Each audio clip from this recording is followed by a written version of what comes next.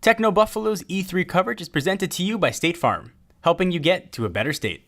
What's up, everyone? John Rettinger from Techno Buffalo here, and I'm surrounded by my peeps in the gaming world from E3 2013. Behind me is Microsoft and one of the other keys of the show, the Xbox One. Let's get as close to it as Microsoft will allow us without kicking me out of here. Take a look at the console itself, walk you through it, and take a look at some of the games and the controller. So let's get started.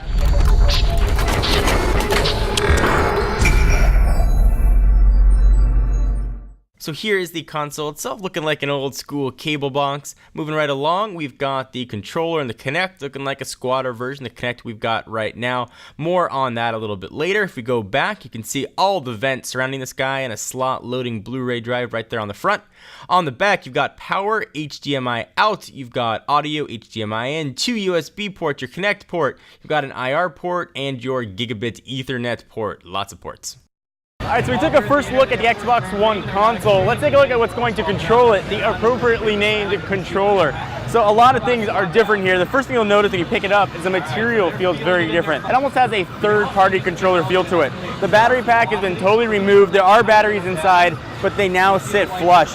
You've got a new font and new buttons for your classic AX, Y, and B. You can really feel the rumble on both sides. The trigger buttons now have a little bit of a stickier action to them.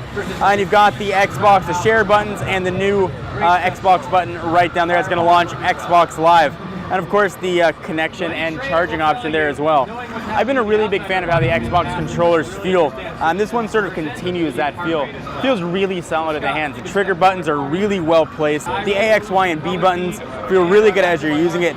Analog sticks, the four-way navigation, everything feels really, really solid. I will say, and as a compliment, I guess, to Sony, now the Sony controller feels as good as the Xbox controller.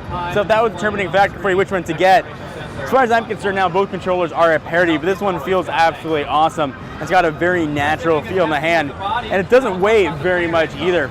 The Xbox One will be able to pick this up, and of course the console itself sometime before the holidays of this year. I'm John Rettinger from Techno Buffalo. This has been a very first look at the Xbox One controller, and of course some gameplay from the Xbox One. Be sure to check us out at technobuffalo.com for the latest and greatest tech news. Please give the video a thumbs up. Most definitely appreciate it. I'll see you guys next video. I want to thank our friends at State Farm for powering our E3 coverage. Having insurance isn't the same as having State Farm. They help you on your schedule, offering 24/7 access to an agent on your schedule, not theirs. Let them help you get to a better state.